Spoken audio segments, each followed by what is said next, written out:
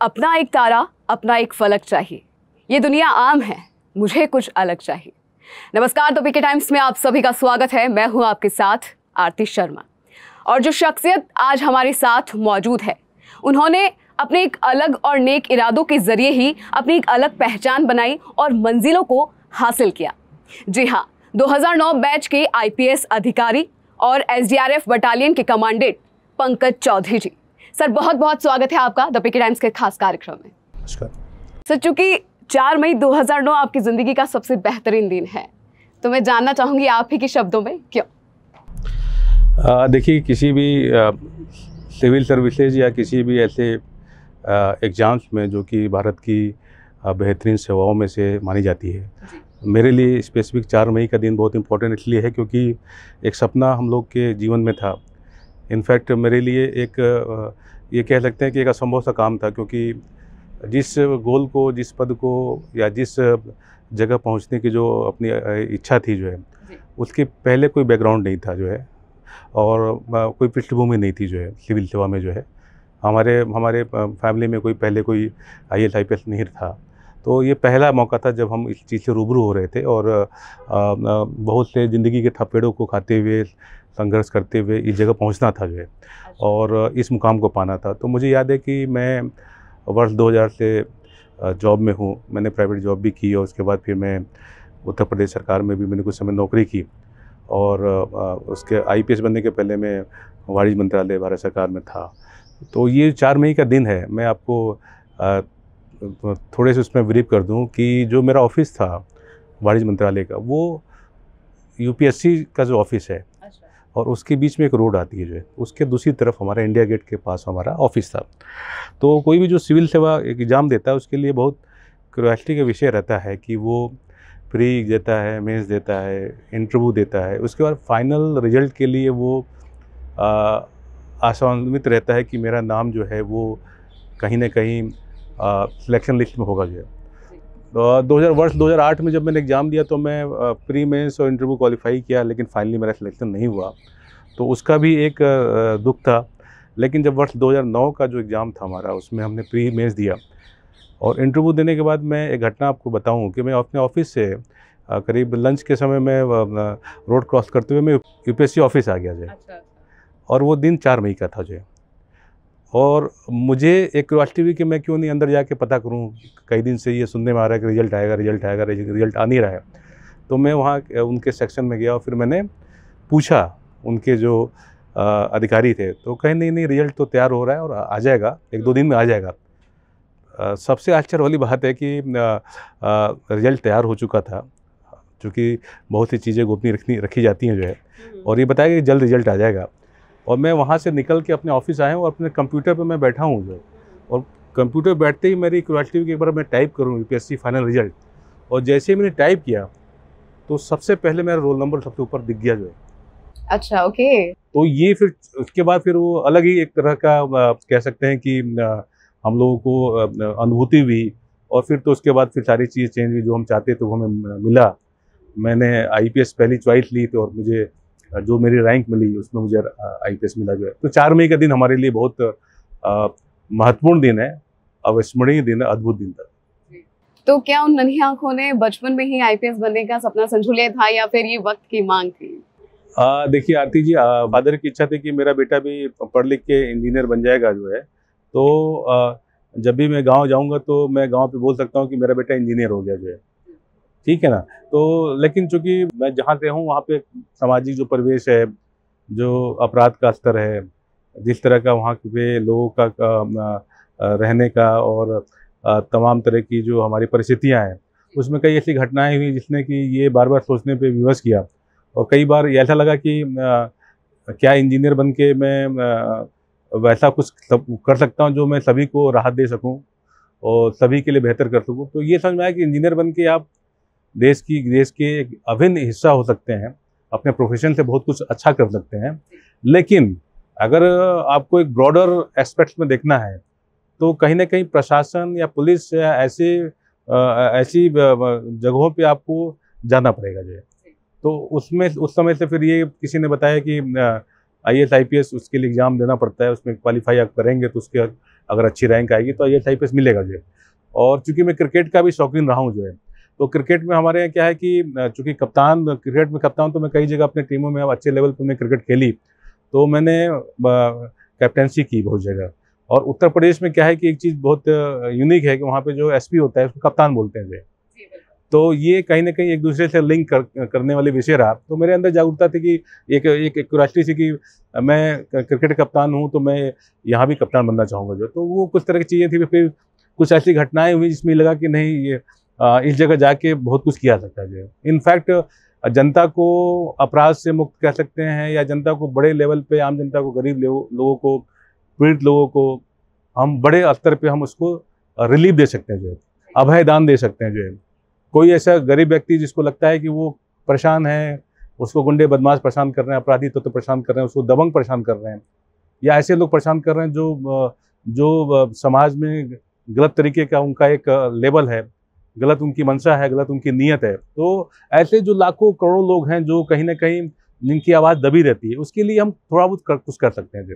तो इन परिस्थितियों में फिर हम लोगों ने एग्ज़ाम दिया, फिर हम दिल्ली आए। दिल्ली फिर हमने जॉब की। जॉब करने के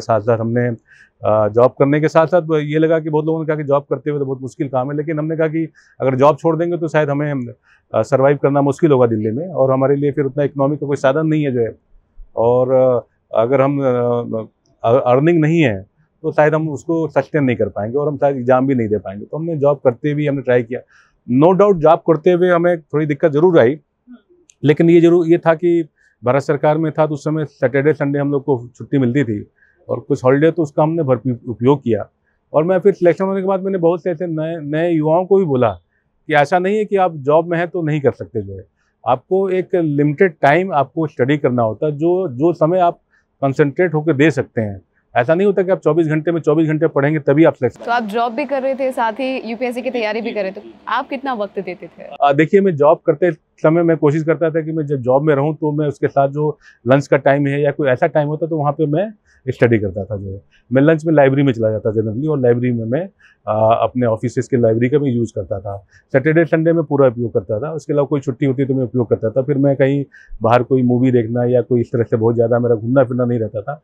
फोकस ज़रूर हो गया था कि मुझे जब तक सिलेक्शन नहीं होता तब तक मैं बहुत सी चीज़ों में मैं इनफैक्ट बहुत सी शादियों में बहुत लोगों के उसमें मैं कट ऑफ भी हो गया था, मैं नहीं जा पाता था। और इनफैक्ट मैं बहुत से परिवार में और कई ऐसे जो फंक्शंस होते उसमें भी मैं पार्टिसिपेट नहीं कर पाता था ड्यू टू टाइम के जो हमारी बाध्यता थी। तो ये था हमारा। अभी आपने यहाँ एक जिक्र किया कि क्रिकेट आपका पसंदीदा खेल भी रहा है, और आप सरदार वल्लभ भाई पटेल राष्ट्रीय पुलिस अकादमी के हैदराबाद के कप्तान भी रह चुके हैं। तो क्या हम ये समझे कि अगर आप एक IPS नहीं होते तो आप किसी IPL टीम में खेल रहे होते? देखिए, आपने वैसा प्रश्न पूछ दिया जो अभी भी मेरे दिमाग में कहीं ना कहीं वो बैठा हुआ है। और आपको मैं अभी कुछ समय पहले का ही आपको मैं लगभग लास्ट 6 मंथ्स का मैं प्रोफाइल देखेंगे तो मैं क्रिकेट के प्रति बहुत ज़्यादा मैंने रुचि ली है। रुचि इसलिए ली है कि एक हॉबी रही मेरी जो है। और निश्चित सी बात है कि अगर मेरे फैमिली में अगर कोई क्रिकेट का प्लेयर होता तो डेफिनेटली बात है कि मैं पहले क्रिकेट ही चुनता मैं, और मैं क्रिकेट में ही कोई अपना कैरियर बनाता।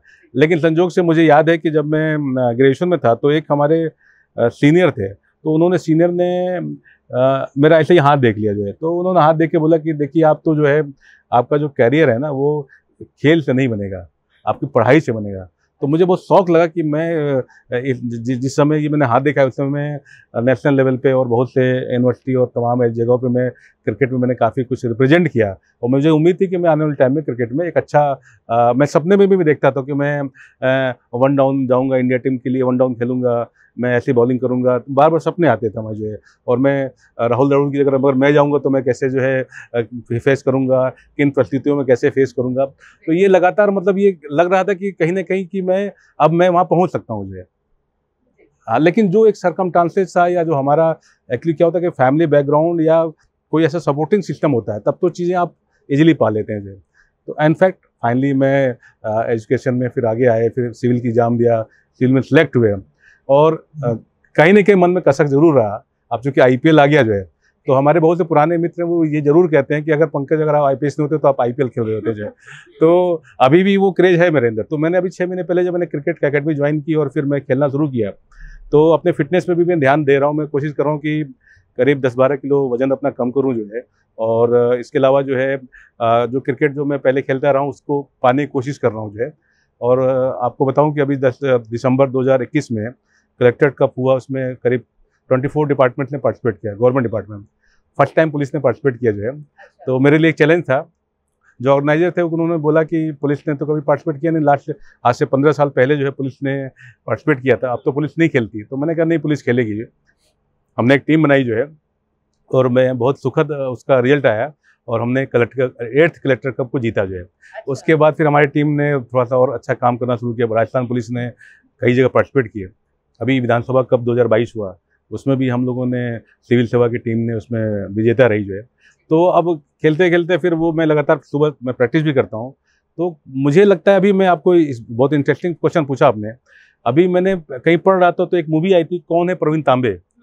तो मैंने देखा कि वो ऐसा व्यक्ति जो राजस्थान रॉयल्स से IPL खेला उन्होंने, और उनका जो हिस्ट्री मैंने देखा उस मूवी में, तो वो 42 साल की उम्र में इतना जुनून था रणजी खेलने का और IPL खेलने का, कि उस व्यक्ति ने 42 साल की उम्र में बहुत स्ट्रगल करते हुए महाराष्ट्र के एक सिंपल से उसमें परिवेश में मध्यम वर्गीय परिवार से रहने वाले प्रवीण तांबे ने फैमिली लाइफ को जीते हुए इतना स्ट्रगल किया, और फाइनली जो गोल दिमाग में बार बार चल रहा था कि मैं खेल सकता हूँ, मैं रणजी खेल सकता हूँ, मैं IPL खेल सकता हूँ।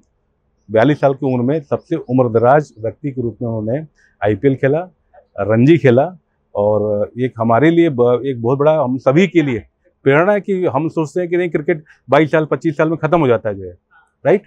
तो ऐसा नहीं है। जो अगर आपके अंदर डेडिकेशन है तो, और आप उस फिटनेस लेवल को पा लेते हैं, आपके अंदर टेक्निक है जो है, कला है, और वो परफॉर्मेंस आप दे सकते हैं, तो उम्र ज़्यादा बाधक नहीं है। उसमें एक डायलॉग है प्रवीण तांबे का कि आज की डेट में, जैसे उनके कोच ने या किसी ने पूछा कि आप तो 40 प्लस हो गए, आप कैसे खेलोगे क्रिकेट जो है, तो उस मूवी में बोल रहे हैं कि नहीं 40 के मतलब आज के समय 40 के मतलब 30, हम 30 के अंदर आते हैं जो है। हम अब जनरेशन पहली वाली नहीं है, अब जनरेशन चेंज हो गई है।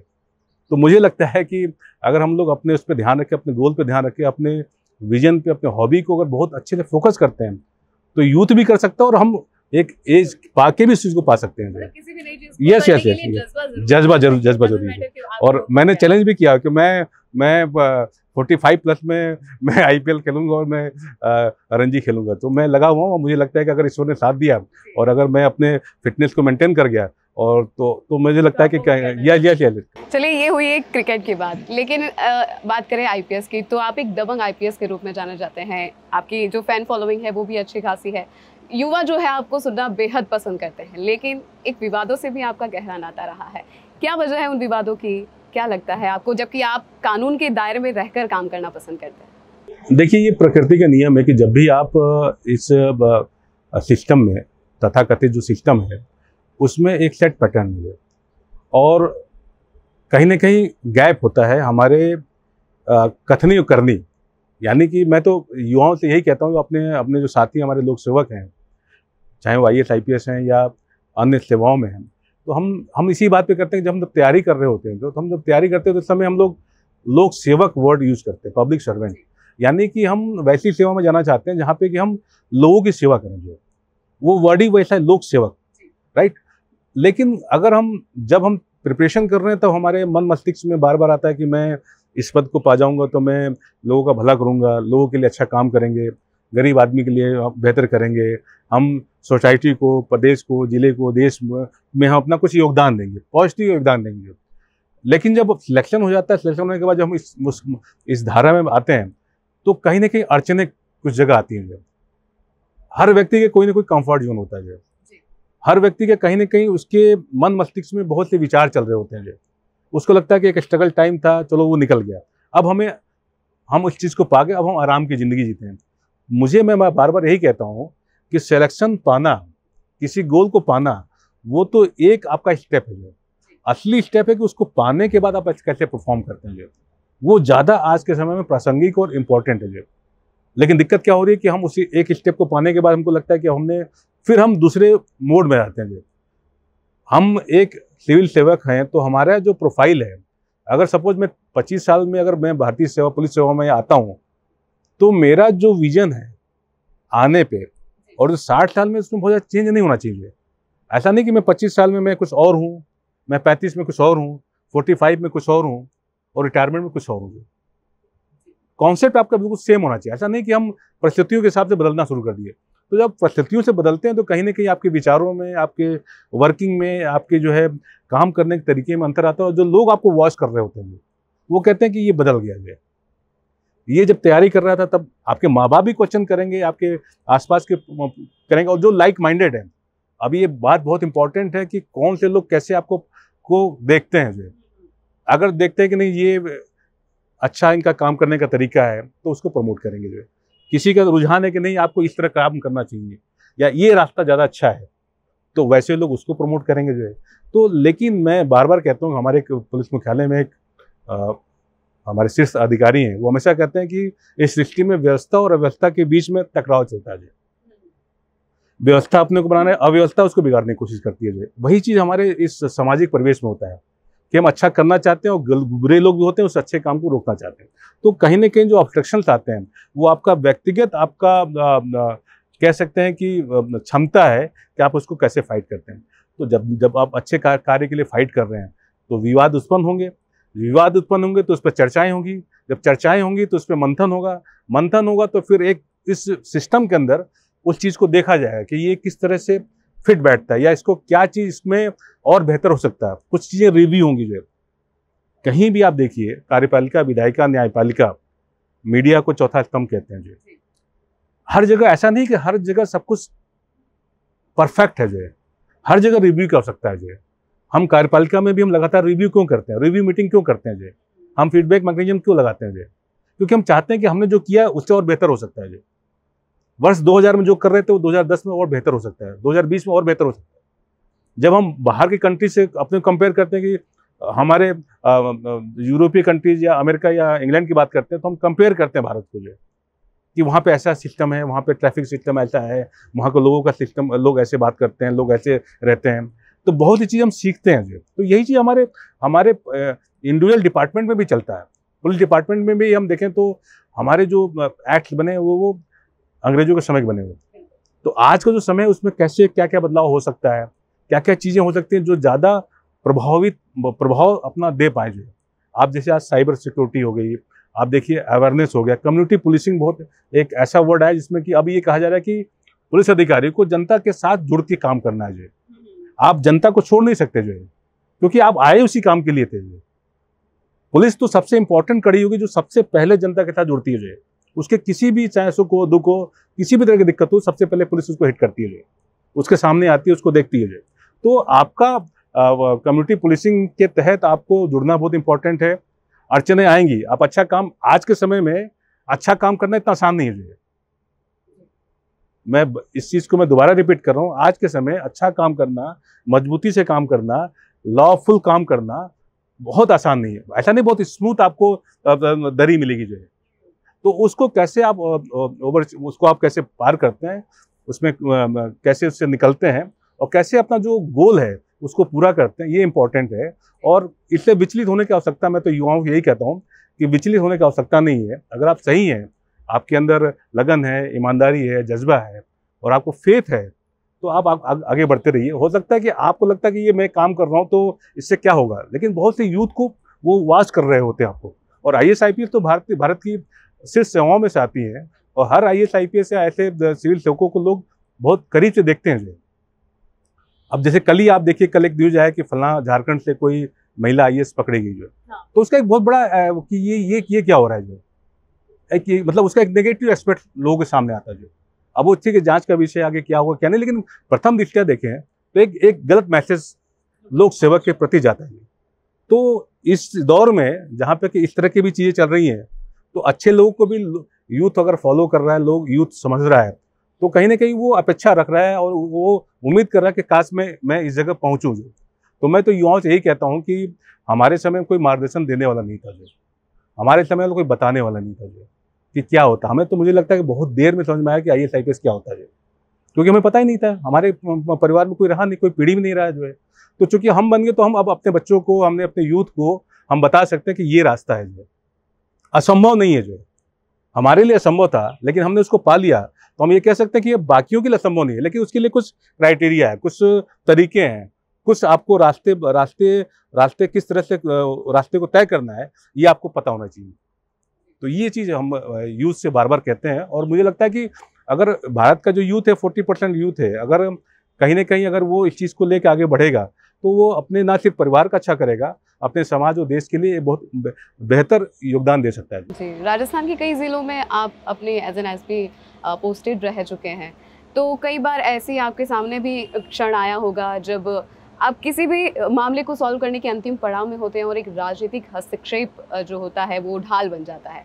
ऐसे वक्त में खुद को सहज रखकर एक निष्कर्ष पर पहुंचना कितना मुश्किल उस वक्त लगता है? जब कोई ऐसा बिंदु होता है जहाँ पे कि आपको लगता है कि मैं पुलिस की नौकरी में हैं या ब्यूरोक्रेट्स हैं, नौकर साहब हैं, तो कहीं ना कहीं मुझे इस रास्ते को फॉलो करना है। यही हमने संविधान की शपथ ली है और हमको ये हमारा कानून बोलता है, हमारा एक्ट बोलता है, और हमें ये करना चाहिए व्यापक हित में।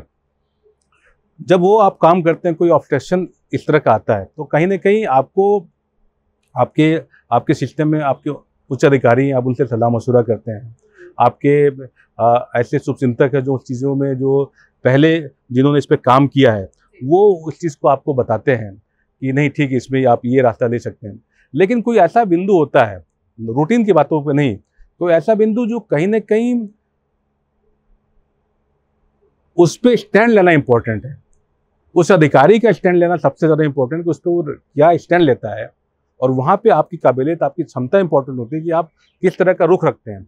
क्योंकि अगर आपने स्टैंड सही लिया, दृढ़ से स्टैंड लिया, पॉजिटिव स्टैंड लिया और मतलब लॉफुल स्टैंड लिया, तो भले हो सकता है कि उस समय आपका कोई नुकसान हो जाए, आपका अहित हो जाए, व्यवस्था में आपको हो सकता है कि आपको कुछ इधर उधर आपको ट्रांसफ़र हो जाए या कुछ और चीज़ हो जाए, लेकिन जो आपने स्टैंड लिया है वो आने वाले समय में ना सिर्फ सोसाइटी के लिए, कंट्री के लिए, देश के लिए, बल्कि आपके खुद के लिए भी बहुत इंपॉर्टेंट होता है कि नहीं, आपको ये हमेशा ये खुशी होती है कि नहीं, मैंने उस टाइम पे इतने बड़े मुद्दे पे ये स्टैंड लिया जो, नहीं तो वो मन में बार बार आपके जीवन में रहेगा कि मैंने इस सेवा तो ज्वाइन की थी कि मैं अच्छे से काम करूंगा, ईमानदारी से, मजबूती से काम करूंगा, मैं कानून सम्मत कार्रवाई करूंगा, लेकिन मैं वहाँ पे मैं डिग गया, मैं कुछ दबाव में मैं अपना रास्ता में भटक गया जो है, क्योंकि वहाँ पे मुझे अपना हित दिखने लग गया जो है कि मैं ये करूँगा तो मैं सेफ रहूँगा जो है, या मैं अपनी कुर्सी पे यथावत बैठा रहूँगा जो है। तो कभी कभी कुर्सियाँ जो है इम्पोर्टेंट नहीं रहती, आपका उस क्षण लिया जाने वाला निर्णय बहुत इंपॉर्टेंट होता है। हो सकता है आपको नुकसान, तत्कालीन नुकसान हो, आपको परेशानी हो, आपके परिवार को परेशानी हो, आपको बहुत सी चीज़ों में आपको दिक्कतें में आए हैं, लेकिन वो दिक्कतें अगर आप सहज रूप से हैं, मजबूत हैं और आपको लगता है कि जो किया ठीक किया है जो, तो वो आपको लॉन्ग टर्म में आपको वो फ़ायदा करेगा, लॉन्ग टर्म में आपके लिए वो यादगार बनेगा, और लॉन्ग टर्म में आपको खुद के लिए सेटिस्फेक्शन रहेगा जो, और हर आदमी जो काम कर रहा है वो खुद के सेटिस्फेक्शन के लिए कर रहा है जो, राइट। तो वो आपके अंदर आपका इनर कॉन्शियस क्या कहता है, आपका जो है आप जिस तरीके से उसको डील करना चाहते हैं, वो जिससे डील कर रहे हैं तो ठीक है, लोग देख रहे हैं जो, आज तो बिल्कुल ट्रांसपेरेंट चीज़ें हैं जो है, राइट। और मैं तो जनरली मैं लोगों से बहुत खुल के बात करता हूँ कि बहुत चीज़ छिपे नहीं हुई। आज तो मतलब पारदर्शिता का जीवन ये है, और ब्यूरोक्रेट्स में और इसमें सिविल सेवा में तो हमेशा पारदर्शिता की मांग की जाती है जो, गुड गवर्नेंस के लिए तो पारदर्शिता बहुत बड़ी इंपॉर्टेंट कड़ी है जो। तो ऐसे जहाँ पे बिंदु हमने अपने कानून सम्मत हमने कोशिश की, और मुझे खुशी भी है कि राजस्थान कैडर मुझे मिला है, और बहुत से ज़िलों में, ऐसे ज़िलों में जहाँ पे मुझे काम करने का मौका मिला, जहाँ पे कि बहुत कुछ करने को, जैसे बांसवाड़ा हो गया, कोटा हो गया, आप जैसलमेर देख लीजिए, बूंदी देख लीजिए, मैं अजमेर, कई जगह जहाँ भी रहा मैं, क्योंकि भारत का एक सबसे बड़ा राज्य है, तो आपको जिस भी उसमें आपको काम करने का मौका सरकार देती है। अब जैसे मैं वर्तमान में मैं सेनानायक SDRF हूँ, तो आपको मैं बताऊं कि SDRF जो अपने आप में एक ऐसी फोर्स है जो पूरे राज्य का प्रतिनिधित्व करती है, और पूरे राज्य में कभी भी 24/7 कोई भी बड़ी आपदा आती है तो सबसे पहले SDRF को कॉल किया जाता है। तो उसके एक सेनानायक या कमांडेंट के रूप में एक बड़ी भूमिका का निर्वहन हम लोग कर रहे हैं जो। और मैं आपसे बताऊं कि मैंने जून 2021 में ज्वाइन किया, अभी 10 महीने का समय हुआ, लेकिन मुझे लगता है कि ये फोर्स इतनी अच्छी फोर्स है, इतनी सकारात्मक फोर्स है, इतनी पॉजिटिव फोर्स है कि सिर्फ लोगों के भला करने के लिए इसमें इस फोर्स में जो है। और हमारे जो टीम है, हमारे जो अधिकारी, अधीनस्थ अधिकारी हैं, हमारे जो शीर्ष अधिकारी जो हमको लगातार मॉनिटर कर रहे हैं जो, तो बहुत अच्छा एक मैसेज है जो। तो आप जहाँ भी रहिए वहाँ पे आप अच्छा कर सकते हैं। बाधाएं आपको आएंगी, कभी आपको रास्ते क्लियर मिलेंगे, कहीं आपको उबड़ खाबड़ रास्ता मिलेगा, तो आपको उस हिसाब से तो एक कमांडेंट होने के नाते आपकी क्या प्राथमिकताएं रहती है एसडीआरएफ में? देखिए, चूंकि ये फोर्स बनी ही थी आपदा और बचाव राहत के लिए, और देश में हर राज्य में ये कोशिश है कि एसडीआरएफ का गठन होता है, और कई स्टेट में एसडीआरएफ हैं, जैसे कि उत्तराखंड है, यूपी है, गुजरात है, बाकी स्टेट में एसडीआरएफ है। राजस्थान की जो एसडीआरएफ है 2013 में इसका गठन हुआ था। उसके बाद फिर ये लगातार ये अपने ये इसका इंफ्रास्ट्रक्चर और तमाम चीज़ों पे लगातार इस पर काम हुआ है। और बीच में जो कोरोना का कॉल था उसमें कहीं ना कहीं थोड़ी सी कह लें कि हमारा जो रुझान था बाकी चीज़ों से हट के हम लोग हमारे जो अधिकारी, हमारे जो टीम थी वो कोरोना काल में व्यस्त थी। अब उसके बाद फिर अब ये जो एक ऐसा टाइम आया जहाँ पे कि अब सब कुछ नॉर्मल है, तो हम लोग फ्लड रेस्क्यू से लेके आप रोप रेस्क्यू ले लीजिए, फायर ले लीजिए, आप बिल्डिंग कोलैप्स ले लीजिए, तमाम तरह के अन्य जो भी आप बड़ी आपदाएं सोच सकते हैं। जैसा कि अभी आपने देखा कि आमेर में आकाशीय बिजली गिरी तो उसमें काफ़ी लोग आहत हुए थे, वहाँ पे भी हमारी एसडीआरएफ ने बहुत अच्छा काम किया। अभी कोटा संभाग में पिछले मानसून में कोटा संभाग और भरतपुर रेंज में बहुत से जिलों में काफ़ी भयंकर बाढ़ आई जो है, मतलब हजारों लोगों को अगर आंकड़े बताए जाएं तो 1765 लोगों को मात्र 10 दिन में एसडीआरएफ की जो हमारी टीमें हैं उन्होंने जाकर वहाँ पर रेस्क्यू किया जाए। अभी आपने देखा पुष्कर में एक 25 साल की लड़की जो है वो सेल्फी ले लेते वो डूब गई, और वहाँ पे सीए के टॉपर बताते हैं। तो ये उस बच्ची की लड़की का सौभाग्य था कि वहाँ एसडीआरएफ उस अन्ना सागर पे पुष्कर में थी, तो उन्होंने तुरंत रेस्क्यू करके जिंदा बचा लिया जाए, राइट। इसी तरह भी आप ये देखोगे कि दाता रामगढ़ सीकर में एक 4 साल का बच्चा जो है करीब 80 फीट बोरवेल में चला गया जो है, तो एसडीआरएफ टीम हमारी वहाँ भी गई, और जो विभिन्न संस्थाएं हैं उन्होंने बहुत अच्छा प्रयास करके 25 घंटे में उस बच्चे को एक तरह से पताल लोक से बाहर जिंदा निकाल लिया। तो ऐसी बहुत सी घटनाएं हम लोग लगातार घटित हो रही है पूरे राजस्थान में, जहाँ पे कि एक टीम भावना के साथ हमारी टीम जो है कोशिश कर रही है लोगों का जीवन बचा रहा है। तो ये जैसे किसी 4 साल के बच्चे का जीवन बच गया, एक उस लड़की का जीवन बच गया, ऐसे हजारों लोग जो पानी में बह सकते हैं, डूब सकते हैं, उनका जीवन बचाया जाए। तो ये मानते हैं कि हम अपने जवानों को भी कहता हूँ कि आप लोग देवदूत हैं, जो आप लोग भगवान का एक रूप है जो। तो इस तरह भी हम लोग कोशिश कर रहे हैं कि जितना ज़्यादा कोशिश तो यही होती है, मन में यही होता है कि आपदा ना आए राजस्थान में, किसी भी तरह की आपदा ना आए। लेकिन आपदा आती है तो हम लोग इनफैक्ट अभी देखिए सरिस्का में काफ़ी बड़े एरिया में आग लगी है, वहाँ से हम लोग की डिमांड आई तो हमारी टीम गई है, क्योंकि हम लोग आग के एक्सपर्ट नहीं है, लेकिन फिर भी हमारे पास जो टैंकर्स हैं, हमारे पास जो जवान हैं जो फर्स्ट एड की भूमिका निभा सकते हैं, मेडिकली फर्स्ट एड। तो जैसे जानवर है, अगर जानवर को कोई आग लगी या उसको जल गया है तो उसको फर्स्ट एड दे सकते हैं। कोई व्यक्ति या कोई ऐसे लोग जो जल गए उनको फर्स्ट एड दे सकते हैं। आग को कैसे रोक सकते हैं उसमें हमारे एसडीआरएफ ने काम किया। तो ऐसे बहुत से आयाम धीरे धीरे खुल रहे हैं जो। पहले ये था कि नहीं सिर्फ फ्लड से रिलेटेड हम काम करें, ऐसा नहीं है। हम चाहे अगर 2 ट्रेन एक्सीडेंट्स भी होते हैं उसमें भी एसडीआरएफ को कॉल की जाती है, कहीं बड़े जो रोड एक्सीडेंट है उसमें भी एसडीआरएफ को मांगा जा रहा है। और आप विभिन्न मेलों में आप देखोगे, अभी हम कुछ समय पहले जैसलमेर से डिमांड आई, तो कभी कभी ये लगता है कि जैसलमेर जैसे जिले जो सूखा प्रदेश है या मरुस्थल है, वहाँ पे एसडीआरएफ क्या करेगी जो। तो वहाँ पे देखेंगे गढ़ी महोत्सव, एक मरु महोत्सव जो जैसलमेर में होता है, वहाँ पे उस तालाब पे करीब 10,000-15,000 लोग इकट्ठा हुए, तो वहाँ पे इसकी डिमांड हुई, वहाँ पे हमारी टीमें वहाँ पे मौजूद रहीं। तो टीमें अगर पहले से मौजूद रहती हैं तो एक सिक्योरिटी रहती है, एक प्रशासन पुलिस में रहता है कि नहीं ठीक है हमारे पास एक्सपर्ट्स हमारे पास हैं, जो कोई भी घटना होगी तो वो तुरंत हमें राहत देंगे। तो इस तरह की भूमिकाएं चल रही हैं। आने वाले टाइम में बहुत इसको डेवलप किया जा रहा है, और उम्मीद है कि आने वाले समय में एसडीआरएफ का जो इंफ्रास्ट्रक्चर है, जो इसका जो विजन है, वो बड़े लेवल पर जाएगा। ऐसे वक्त में खुद को सकारात्मक रखना, और कहते हैं ना कि तबादलों से सिर्फ इलाके बदलते हैं, इरादे नहीं, तो खुद को कैसे आप सकारात्मक रखते हैं? देखिए, आईपीएस की जॉब जो है ठीक है, आपका एक गोल है, आपने उसको पा लिया जाए, लेकिन लाइफ यहीं ख़त्म नहीं होती। जो लाइफ का जो विजन आपका है वो बहुत इंपॉर्टेंट होता है। जो आपको अगर कुछ अच्छा करना है, बड़ा करना है, तो आपके जीवन में कहीं ना कहीं परेशानियाँ भी आनी चाहिए।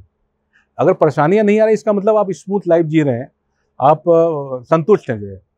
और ठीक है, संतुष्ट होना व्यक्ति के जीवन में अहम रोल होता है, लेकिन आपको चैलेंजेस को भी स्वीकार करना चाहिए।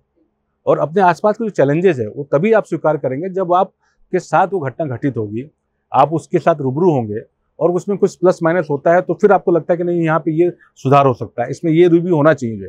और जब उसकी बात आप करते हैं तो उसमें कहीं ना कहीं आपके साथ उसमें कुछ थॉट प्रोसेस के साथ गुजरते हैं जो है, तो कुछ चीज़ें नई निकल के आती हैं जो है, और इस नई निकलने में आप देखेंगे कि बहुत से रास्ते खुलते हैं जो है। तो आज का यूथ क्या है, वो ये देखता है कि हम कैसे वहाँ पहुँचे हैं, और वो जो परेशानियों से, जो आसपास की जो दिक्कतें हैं, उसको कैसे सॉर्ट आउट कर सकें जो है। तो जो ऐसे अधिकारी या जो ऐसे लोग जो कुछ नवाचार करते हैं, वो कहीं ना कहीं लोगों के जहन में प्रभावित भी करते हैं जो है, और वो नवाचार कहीं ना कहीं उनको एक प्रेरणा भी देते हैं कि इस तरह से काम करने से ये चीज़ें जो है कितनी अच्छी हो गई जो है। चाहे किसी भी तरीके का आप नवाचार करते हैं जो है, तो नवाचार करने के लिए भी आपके पास आइडिया होने चाहिए, नवाचार करने के लिए भी आपके पास रिस्क होना चाहिए, रिस्क लेने की क्षमता होना चाहिए जो है। अगर रिस्क ले लेंगे तो आप नवाचार नहीं कर पाएंगे जो है। तो अगर नवाचार कर रहे हैं तो कहीं ना कहीं आप जो है रिव्यू कर रहे हैं सिस्टम को जो है, कुछ नया करने की कोशिश कर रहे हैं, तो उसमें अड़चने आती हैं और आनी भी चाहिए जो है। तो उससे बाहर निकलते हैं तो आपको प्रसन्नता भी होती है जो है। जैसे कि हम आजकल देख रहे हैं कि पुलिस पर काफ़ी सारी फिल्में बनती है, चाहे गंगाजल हो, सिंघम हो, सरफरोश हो, जिस तरीके से उसमें पुलिस स्वच्छंद रूप से काम करती है, क्या असल जिंदगी में भी ऐसा है कि पुलिस को इतनी स्वच्छंद रूप से काम? अभी आपने सरफरोश मूवी का नाम लिया जो है, अब चलिए, चूँकि बहुत समय से इस पर चर्चाएँ होती रही हैं जो है, मैं आपको इसकी घटना बताता हूँ कि कोई फिल्म कितना किसी के लिए इम्पोर्टेंट हो सकती है, वो ये मूवी बताती है। मुझे याद है कि सन वर्ष 2000 में मैं दिल्ली में रेंट के मकान में रहता था जो, और मैं नया नया दिल्ली गया था जो, प्राइवेट जॉब हम लोग खोज रहे थे, उस समय प्राइवेट जॉब लगी थी जो। मुनिरका की जगह आप देखिए, JNU के पास मुनिरका है, तो वहाँ पे हम लोग कमरे लेके रह रहे थे। तो वो जितना घर से पैसा मिल जाता था, उसमें मुझे याद है कि 2500 रुपये वो किराया आता था। तो हम लोग दो लोग साथ रहते थे, क्योंकि अकेले उतना देना संभव नहीं होता था कि 2500 रुपये हम नहीं कर सकते। तो रात को मेरे दोस्त ने कहा कि पास में ही कोई टॉकीज था, बंदर टॉकीज या कोई टॉकीज है, कि सरफरोश मूवी नई आई, वो लगी हुई है। तो फिर एक ठीक है, चलो देखते हैं, पास में चलते हैं जो। तो बस आई, बस से 1 रुपये का या 2 रुपये का टिकट होगा, हमने बैठ के वहाँ टॉकीज के सामने उसने उतार दिया जो। सरफरोश मूवी हमने देखी जो है। उस मूवी में जब देखा तो आमिर खान जो इस फिल्म में मेन कैरेक्टर हैं जो, तो आपको याद होगा उन्होंने 2-3 चीज़ें आज भी लोग याद करते हैं कि उन्होंने बोला कि मैंने IAS छोड़ के मैंने IPS लिया जो, राइट, एक डायलॉग उन्होंने बोला है। और जो मूवी थी वो राजस्थान बेस्ड थी, तस्करी और तमाम चीज़ों को उन्होंने दिखाया। अब देखो, कोई वो डायलॉग जो है किसी भी व्यक्ति के जीवन में कितना बदलाव ला सकता है। मुझे याद है कि वर्ष 2000 का एग्जाम दिया, 2009 में हमने सिलेक्ट हुए जो है, और सिलेक्ट होने के बाद ऐसा नहीं कि वो मूवी हमारे दिमाग से निकल गई जो है। ये जरूर होता है कि अच्छा, मैंने जो सिलेक्शन हुआ तो मैंने भी IAS मेरी दूसरी चॉइस थी जो, मतलब पहली चॉइस मेरी IPS थी। इनफैक्ट इंटरव्यू में भी मुझसे पूछा गया कि आप IAS क्यों नहीं ले रहे हो जो है, क्योंकि मैं उस समय वाणिज्य मंत्रालय में था। तो वाणिज्य मंत्रालय में हमारे जो बॉसेस थे वो IAS। तो हमारे इंटरव्यू में हमारे जो चेयरमैन थे, उन्होंने पूछा कि अरे आप तो मिनिस्ट्री ऑफ कॉमर्स में काम करते हैं, आपकी तो पहली चॉइस IAS होनी चाहिए जो है, आप IPS क्यों ले रहे हो जो है।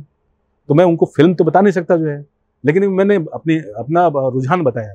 ठीक है, उस बातों से वो कन्विंस हुए जो। और आप देखो कि जिस पृष्ठभूमि पे वो मूवी बनी थी वर्ष 2000 में जो है, मेरी पहली पोस्टिंग जैसलमेर हुई है, राइट। और जिस तरह का घटनाक्रम सामने आया जो है, वो कहीं ना कहीं उस मूवी का ही थीम रहा है, राइट।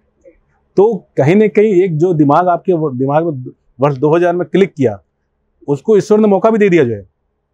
और मेरी पहली पोस्टिंग भी SP जैसलमेर के रूप में हुई, और वही सरकमस्टांसेस में काम करना। तो आपको जब मौका मिला तो आपने काम किया जो है, ठीक है। उसके बाद आपके ट्रांसफ़र हो गए, आपके साथ बहुत सी चीज़, लेकिन कहीं ना कहीं आपने जिस चीज़ को सच्चे मन से सोचा, समझा और देश हित में पाया, उसको आपने किया। ठीक है, बाद में क्या परिस्थितियाँ रही, क्या चीज़ें चली समाज में, सोसाइटी में, पॉलिटिक्स में, लोगों में क्या चीज़, वो अलग मैटर है। लेकिन एज ए सेटिस्फैक्शन मुझे देखा जाए तो मैं ईश्वर को धन्यवाद देता हूँ कि आपने मुझे उस मूवी ने मुझे प्रेरित किया, थोड़ा बहुत प्रेरित किया, और मुझे एक्चुअल में परफॉर्म करने का मौका दे दिया, राइट।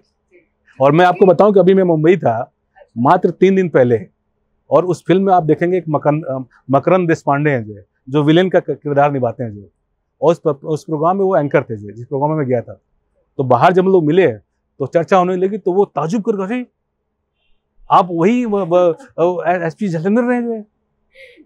तो उनको पूरा कहानी याद है। तो वो जो एक कलाकार जो एक्टिंग कर रहा है और एक जिसको एक्चुअल मौका मिल गया, तो दोनों में बहुत अंतर है। तो मतलब सरफरोश आपकी ज़िंदगी की एक इंस्पायरिंग मूवी रही है। क्योंकि एक पुलिस का ध्येय वाक्य है कि अपराधियों में भय आमजन का विश्वास, लेकिन आपका ध्येय वाक्य ये है कि न जाति न धर्म न क्षेत्र, देश सर्वोपरि। इसके बारे में कुछ बताइए। कि आमजन में विश्वास अपराधियों में भय, ये तो राजस्थान पुलिस का बहुत ही पेट स्लोगन है और इस पे लगातार हमारे डीजी साहब, हमारे जो पुलिस के जो भी अधिकारी हैं, हमारे जवान इस पे काम करते हैं जो है। और पूरा प्रयास है कि राजस्थान जो है, राजस्थान को लोग, मैं बताऊं आपको कि राजस्थान को बाकी प्रदेश में, बाकी देश में बहुत अच्छा प्रदेश मानते हैं जो है। और यहाँ क्राइम के बारे में कहते हैं कि यहाँ क्राइम नहीं है जो है। यहाँ पे अभी भी जो है एक ऐसा कल्चर है जहाँ पे कि कम क्राइम है, लेकिन अब जैसे जैसे समय बदल रहा है वैसे वैसे कहीं ना कहीं क्राइम जो है हमारे राजस्थान को भी आगोश में ले रहा है, विशेषकर चाहे साइबर क्राइम हो या विभिन्न तरह के जो ठगी देख रहे हैं या कई तरह के मर्डर तो हम लोग यूपी, बिहार और बाकी जगह सुना करते हैं, लेकिन अब राजस्थान में भी हत्या, अपहरण, इस तरह की चीज़ें आ रही हैं। तो इसमें हमारा ये जो स्लोगन है और जो हमारा राजस्थान के हमारे जो उच्च अधिकारी हैं, डीजी साहब हैं, वो लगातार प्रयास भी कर रहे हैं और इसका प्रभाव भी पड़ रहा है। ये जो स्लोगन आपने, न जाति न धर्म न क्षेत्र, देश सर्वोपरि, ये स्लोगन चूंकि मैंने खुद ईजाद किया है और ये मैंने राष्ट्रीय पुलिस अकेडमी में ही इस स्लोगन को ईजाद किया जो है। और याद करने के पीछे भी कारण है, मैं उसके डिटेल में नहीं जाऊंगा, लेकिन मेरा ये जरूर मानना है कि चूंकि एक भारतीय पुलिस सेवा के आप अधिकारी हैं, संविधान आपसे आपकी शपथ लेते हैं, तो डेफिनेटली बात है कि संविधान की जो प्रस्तावना है, प्रस्तावना के एक मर्म के रूप में इसे देखता हूँ कि किसी भी अधिकारी या किसी भी युवा को, किसी भी व्यक्ति को या किसी भी भारतीय नागरिक को ये जरूर होना चाहिए कि अगर वो भारत में रह रहा है तो इंसानियत इंपॉर्टेंट है, किसी की जाति इंपॉर्टेंट नहीं है, किसी का धर्म इंपॉर्टेंट नहीं है, किसी का क्षेत्र इंपॉर्टेंट नहीं है। अगर मैं सोचूं कि मैं तो रहने वाला बनारस का हूँ जो है, मुझे राजस्थान क्यों मिल गया जो है, मैं राजस्थान में क्यों काम करूँ जो है, राइट। मैं फलाना जाति का हूँ तो मैं यहाँ तो कंफर्टेबल नहीं हूँ जो है, मैं अपनी जाति में कंफर्टेबल हूँ जो है। मैं फलाना धर्म का हूँ तो मैं उस धर्म में कंफर्टेबल हूँ जो है। तो ऐसा नहीं होना चाहिए। मैं बार बार कहता हूँ कि एक SHO हो या एक SP अपनी सीट पे बैठे, या मैं यहाँ बैठा हूँ और मेरे दिमाग में आया कि नहीं, मेरी जाति वाला जब कोई परिवादी आएगा तब तो उसके साथ मैं न्याय करूंगा जो, और दूसरी जाति वाला आएगा तो मैं न्याय नहीं करूंगा जो। इस धर्म का आएगा तब तो मैं उसके लिए बहुत फेवरेबल रहूंगा, उस धर्म का आएगा तो मैं फेवरेबल नहीं। इसका मतलब आप उस जॉब के साथ विश्वासघात कर रहे हैं जो, उस सेवा के साथ विश्वासघात कर रहे हैं जो, जिसको आपने पाया बड़ी मुश्किल से जो। तो ये विशेषकर पुलिस में या ऐसे भी जितने भी लोक सेवक हैं उनको समझना पड़ेगा कि आप जिस सेवा में आए हैं उसमें कोई जाति धर्म क्षेत्र नहीं होता जो। आपको आज ट्रांसफर अगर अरुणाचल प्रदेश कर दिया तो आप अरुणाचल के लिए काम करेंगे जो है, आप जम्मू ट्रांसफर जम्मू के लिए काम करेंगे जो है, आप तमिलनाडु चले जाए तमिलनाडु के लिए कार्य करेंगे जो है। मैं यूपी का रहने वाला हूँ तो मैं ये नहीं कह सकता कि मुझे राजस्थान क्यों दे दिया जाए, राइट। तो क्षेत्र और धर्म और जाति ये ठीक एक टर्मिनोलॉजी है और हमारा समाज इसके इर्द गिर्द ही चलता है, लेकिन ये ना सिर्फ लोक सेवकों पे है बल्कि सभी जगह बार बार आप देखेंगे कि जो माननीय उच्च न्यायालय सुप्रीम कोर्ट से बार बार आता है जो है कि हमको इससे दूर रहना चाहिए। हमारी प्रस्तावना कहती है कि मानवता और इंसानियत महत्वपूर्ण है जो। आप किसी भी बड़े धर्म गुरु को ले लीजिए, किसी भी संत को ले लीजिए, कहीं भी वो ये नहीं कहता कि आप जो है आपस में बंटवारा करिए, आपस में लड़ाई करिए, ईश्वर ये है ईश्वर नहीं, सब बराबर है जो है। गीता कुरान सब बराबर है जो है। किसी भी धर्म ग्रंथ में किसी भी बड़े महापुरुष को आप देखोगे तो वो बायस नहीं होते हैं, वो निष्पक्ष उनका वो रहता है जो। तो हमें जो है कोशिश, हम तो यूथ को बार बार कहते हैं कि ये स्लोगन तो मेरा बनाया, मैं समझ सकता हूँ जो है। जी वाकई, और ये ध्येय वाक्य जो है वो हर संप्रदाय को एक कहते हैं ना जागरूक भी करता है और एक अच्छा संदेश भी भेजता है। जी। आपके पसंदीदा बुक की अगर हम बात करें तो वो क्या है? देखिए, मैं तो कलाम साहब से बहुत प्रेरित रहा हूँ जो है, और कलाम साहब के साथ साथ मैं स्वामी विवेकानंद की जो हमारी उनकी जो विचार हैं जो है, किसी विशेष कोई पर्टिकुलर बुक पे तो नहीं जाता हूँ, लेकिन मैं विचार को पकड़ता हूँ जो। कलाम साहब के कुछ विचार जो हमारे जीवन में बहुत प्रेरणादायक रहे हैं, स्वामी विवेकानंद के कुछ विचार हमारे प्रेरणादायक रहे हैं। ये लोग आज इस दुनिया में नहीं हैं, हमारे कुछ ऐसे गुरु हैं जो इस दुनिया में इस समय नहीं, लेकिन उनके विचार हमें प्रेरित करते हैं जो। मैं महाराज जी बाबा नीप करोली को मैं अपना गुरु मानता हूँ, उनको महाराज मानता हूँ, और मुझे लगता है कि जिस तरह का विजन उन्होंने पूरे देश को दिया है महाराज जी ने जो है, कि लोगों की सेवा कीजिए जो है, सर्व द पीपुल, ठीक है। आप सर्व द पीपुल का मतलब ये नहीं कि मैं किसी को 10 रोटी खिला रहा हूँ या मैं रोड पे खड़ा हो कि अगर मैं पनीर खिला रहा हूँ तभी मैं सर्व कर रहा हूँ। उनका कहना है कि आप चींटियों को भी आप दाना डाल सकते हैं, चींटियों को भी आप भोजन दे सकते हैं, आप मछलियों को भी भोजन दे सकते हैं, आप गाय को भी भोजन दे सकते हैं। ये भी सर्व द पीपुल है जो है। जिंदगी आपकी नज़रों में क्या है? देखिए, जिंदगी मेरी नज़रों में ये है कि जितनी जल्दी आप इस जीवन को समझ जाएं, जितनी जल्दी जीवन का मर्म समझ जाए, आप समझ लीजिए उतना ही आपका ईश्वर का आपके प्रति आशीर्वाद है। मैंने बहुत जैसे लोग देखे जो 80 साल की उम्र हो जाती है लेकिन जीवन का दर्शन नहीं सोच पाते, और पूरे जीवन को एक तरह से वो एक तरह से ये मान के चलते हैं कि उनको पता ही नहीं कि मैं जीवन के किस क्षण से और किस फेज से मैं निकल गया, उनको फेज भी नहीं पता होता है। तो मेरा ये मानना है कि जिस जगह पे आप हैं, जहाँ भी हैं, उसको आनंदित महसूस कीजिए, और जो भी आपके पास है उसको आप पर्याप्त मानिए जो है, क्योंकि किसी की इच्छाओं का अंत नहीं है जो है। मैं अगर कहूँ कि नहीं मैं जयपुर में हूँ और मेरी इच्छा करे कि नहीं मेरे पास क्या न्यूयॉर्क में फ्लैट होता, लंदन में फ्लैट होता, बाड़मेर में फ्लैट होता, जैसलमेर में होता, तो इच्छाओं का अंत ही नहीं है। पूरे विश्व में आपके फ्लैट हो जाए तब भी आपका अंत नहीं। फिर सोचो कि मंगल ग्रह पे भी मेरा अगर फ्लैट होता तो कितना अच्छा होता है। तो इच्छाओं का अंत नहीं है। ये जो आपकी जो वैसी लाइफ है जो मॉनेटरी है जो है, उसका अंत नहीं है जो है। इच्छाएं आपको उतना ही देखिए जितनी आपकी जरूरत है जो है। तो आप अल्टीमेटली देखेंगे जैसे जैसे उम्र आपकी बढ़ेगी तो आप दाल रोटी की तरफ ही जाएंगे जो है, राइट। दाल रोटी। तो कहीं ना कहीं मुझे लगता है कि आनंद आपको हर क्षण, ईश्वर ने आपको जो शरीर दिया वो हर क्षण आनंदित रहने के लिए दिया है, दुखी होने के लिए नहीं दिया। अब दुखी क्यों होते हैं वो आपको खुद से समझना पड़ेगा। आपको ऐसे गुरु की तलाश करनी चाहिए, ऐसे लोगों की तलाश करनी चाहिए जो सकारात्मक हैं, ऐसे मित्रों के साथ रहना जो सकारात्मक हैं जो, राइट। तो जैसा आपका नेचर उस हिसाब से आप रहते हैं, कोशिश करते हैं कि मैं आनंदित रह सकता हूँ। ऐसा नहीं कि असंभव काम है जो है, आनंदित रहना कोई असंभव काम नहीं है जो है। कर सकते हैं, खुश रह सकते हैं, चेहरे पे वो स्माइल आप ला सकते हैं जो है, तो कर सकते हैं। तो इसका मतलब अगर आप इस वर्तमान को जी रहे हैं तो भविष्य अपने आप धीरे धीरे अच्छा हो जाएगा। लेकिन आप सोच भविष्य कर रहे हैं, वर्तमान को जी नहीं रहे हैं, तो फिर भविष्य की भी आपको मतलब मुझे लगता है कि भविष्य क्या होगा वो कोई नहीं कह सकता। मेरा एक अंतिम सवाल कि जो आज के युवा है वो राष्ट्र के निर्माण में एक अहम भूमिका निभाते हैं, लेकिन आजकल हम देख रहे हैं कि युवा जो है आपराधिक गतिविधियों की तरफ अपना ध्यान ज़्यादा उनका बढ़ रहा है। तो उसको लेकर युवाओं को क्या संदेश देंगे, और जो IPS पंकज चौधरी बनना चाहते हैं उन युवाओं को आप क्या संदेश देंगे? देखिए, मैं उन युवाओं के लिए जो राष्ट्र में योगदान देना चाहते हैं, देश के लिए योगदान देना चाहते हैं, उनको तो ये ध्येय रखना पड़ेगा, न जाति न धर्म न छेद देश सर्वोपरि। ये दिमाग में बांध ले, बाहर किसी की जाति न पूछें, अपने आसपास अपने आस पड़ोस किसी दूसरे जिले में जाए किसी की जाति न पूछिए, उसको एक इंसान मानिए, राइट। पहला तो ये। दूसरा है कि खुश रहेंगे तो दूसरा भी आपको अगर आप खुश हैं तो आपके आसपास का एटमॉस्फेयर खुश है। और तीसरी चीज की जो नेगेटिव थॉट प्रोसेस है उससे बाहर निकलिए, आप खुद ही निकल सकते हैं। जरूरी नहीं कि उसके लिए बहुत ज़्यादा सपोर्ट सिस्टम, आपको पता है कि मेरे अंदर क्या दिक्कत है, मैं क्यों परेशान हो रहा हूँ जो है, मेरे अंदर क्या, तो आप उस चीज़ को रिलेट कीजिए, उस चीज़ को आप स्पिरिचुअल रिलेट कीजिए जो है, राइट। और कोशिश कीजिए कि मैं कैसे जिस गोल को पाना है उस गोल के लिए इतना आसान नहीं है जो है। किसी भी गोल को आप पाना चाहते हैं राष्ट्र की सेवा में, ऐसा नहीं कि IAS IPS बन के करें, आप कुछ भी बन के करिए जो। आप एक अच्छे बिजनेसमैन बन सकते हैं, आप अच्छे मीडिया में जा सकते हैं, आप जुडिशरी में जाइए, आप अच्छा वकील बनकर कर सकते हैं, एक अच्छे डॉक्टर इंजीनियर, तमाम ऐसे पेशे हैं। तो जिस पेशे में जाएं उस पेशे को ये मान के चले कि मैं जो कुछ कर रहा हूँ राष्ट्र निर्माण कर रहा हूँ, और वो जो रास्ता है वो सकारात्मक पॉजिटिव और कहीं ना कहीं मुझे आनंदित करता है और ये बाकियों को भी आनंदित करता है जो, राइट। तो एक तो मेरा ये है कि किसी भी गोल को पाने के लिए जज्बा, लगन, ईमानदारी और ईश्वर में विश्वास, और ईमान के लिए कि होगा। मैंने हमेशा माना भले ही मेरे पीढ़ियों में 50 साल तक कोई IAS IPS नहीं हो, लेकिन अगर एक बार मेरे दिमाग में बन गया कप्तान बनना है तो वो बनेगा, चाहे मैं बनारस से बनूं, चाहे मैं दिल्ली जाके बनूं या कहीं बनूं जो, लेकिन मैं बनूंगा जो। और वो अल्टीमेटली हुआ। और मैं आपको बताऊं कि जिस साल मैंने इंटरव्यू दिया उस साल वैसे बोर्ड में इंटरव्यू दिया जिसमें जो ज़्यादा नंबर इंटरव्यू नहीं देते हैं, बहुत मिनिमम नंबर देते हैं, लेकिन उन्होंने सबसे ज़्यादा हिंदी में सबसे ज़्यादा मार्क्स नोट दिया जो। यस, मतलब इंडिया में सबसे हाईएस्ट मार्क्स मुझे हिंदी मिले हैं, जिस हिंदी माध्यम को आज लोग कहते हैं कि हिंदी माध्यम से नंबर नहीं मिलते। मैं आपको एक 2 मिनट में ये चीज़ बता दूं, वर्ष 2000 का जब मैंने इंटरव्यू दिया तो मुझे इंटरव्यू में बहुत कम नंबर आए। तो हमारे मित्रों ने कहा कि नहीं, आप हिंदी मीडियम छोड़ दीजिए, आप इंग्लिश मीडियम दीजिए। तो मैंने कहा कि मेरे पापा तो कोई अंग्रेज तो थे नहीं जो है, और मुझे सरस्वती शिशु मंदिर और विद्या मंदिर में पढ़ाई की जो है, तो मैं एकाएक कैसे मैं अपने वो सारी चीज़ों को चेंज कर लूँगा जो है।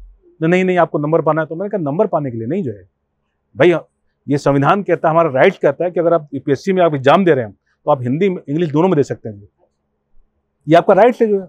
आप अगर लिखना चाहते हैं मेंस जो है तो आप हिंदी इंग्लिश दोनों दे। तो मैं यहाँ पे क्योंकि मैं अंग्रेजी में लिखूंगा या इंग्लिश में लिखूंगा तभी मैं नंबर पाऊंगा। इंटरव्यू में आपको बोला कि आप हिंदी भी बोल सकते हैं, इंग्लिश भी बोल सकते हैं जो। तो जब ये वहाँ की गाइडलाइंस है तो ये क्यों ये प्रेशर बनाया जा रहा है कि नहीं आप हिंदी में बोलोगे तो आपको नंबर कम आएगा। तो ये मेरे लिए चैलेंज था। मेरे बहुत से मित्रों ने कहा कि नहीं नहीं, जब तक आप इंग्लिश में फ्लुएंट नहीं बोलोगे, ठीक है, इंग्लिश जितनी जरूरत है उतना मुझे इंग्लिश आती है जो है, ठीक है, लेकिन मैं कंफर्टेबल नहीं उतना जो है। मैं एक आधे घंटे कन्वर्जन के लिए उसमें मैं कम्युनिकेशन में मैं अपने को सहज नहीं मानता, क्योंकि मेरी परवरिश मेरे वैसे माध्यम से हुई है। मेरे मदर फादर इतने बहुत उस तरह के वो नहीं रहे, उस जगह नहीं रहे कि मुझे बचपन से मेरी वो परवरिश रही है। तो मैं यस तो ये चीज़ को इस चैलेंज के साथ जब मैं दूसरा इंटरव्यू दिया तो लोगों ने कहा नहीं नहीं, नंबर तो आपको उतने ही मिलेंगे जो है।